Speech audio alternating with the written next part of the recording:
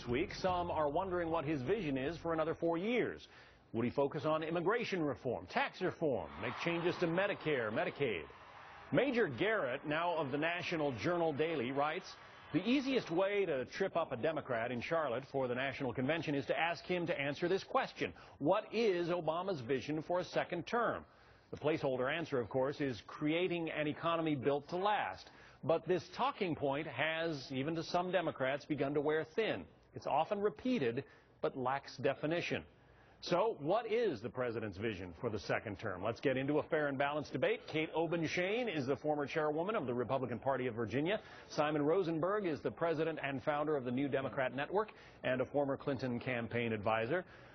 Simon, as the Democrat on this panel, perhaps you are best equipped to answer that question. So what is President Obama's vision for a second term? Sure. At a big picture level, he's going to lay out a modern plan to make sure that America can move forward in an age of great change. When you see the global economy changing, rising powers around the world, it's required in a time of great transformation for the country to have a confident plan. I think he'll lay that out. But very specifically on domestic issues, you're going to hear a lot of focus on jobs, housing, health care, immigration, skills for our workers, and all the above energy plan that's going to continue to move us towards energy independence. I think you're going to hear a much stronger argument than perhaps the press understands right now, because the president's been making these arguments for the last 2 years in the State of the Union and the budget, the most detailed set of plans that anybody's put forward of any candidate for president in the last few years. Well, Kate, you say that his argument boils down to give me 4 more years to do the same that I've been doing up till now. Yeah, I think it's interesting that based on what Simon just said, the one thing you're not going to hear is anything about his signature achievement, which was Obamacare, and how that's going to affect us moving forward. But look, John, his slogan now is forward, which we're seeing is as empty as hope and change is in hindsight. There's nothing. The president is basically going to be saying, I'm going to do more of the same old, same old. But it's a tough position for him to be in with the Republicans hammering away at Obamacare, at the failed stimulus, at all of the initiatives that Obama has put forward that have led to still the same high unemployment, gas that has more than doubled.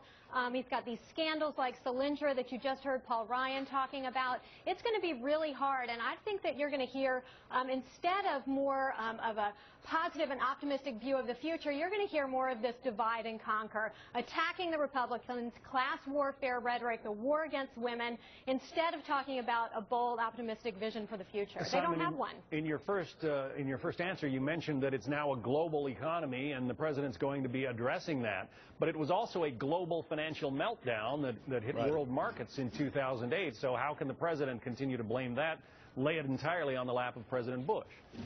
No, I didn't say anything. What I said is that our economy and the global... I'm not saying that you did, but he does say, you know, in his stump speech, he lays a lot of the problems that resulted in the economy of 2008 on President Bush.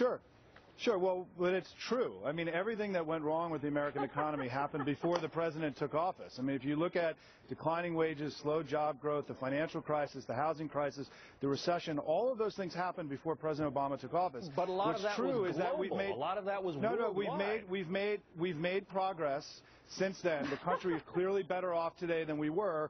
We're also much safer than we were when President Obama took office. So he's going to make the case that progress has been made. There's a lot more to do, and I think you're going to hear a lot about his vision for what he wants to get done in the second term, as I went through already in the discussion. Kate, what are you expecting to hear? The key point here is that the majority of the American people do not believe that we're better off than we were 4 years ago. And, you know, the left and the Democrats can keep on blaming Bush for what they inherited. But look, Obama wanted to be president. He said that his vision was going to improve things. Not only has it not improved things, it has made things worse. And the clearest evidence of that is the debt. The debt is now, it's going to hit $16 trillion, what, today or tomorrow.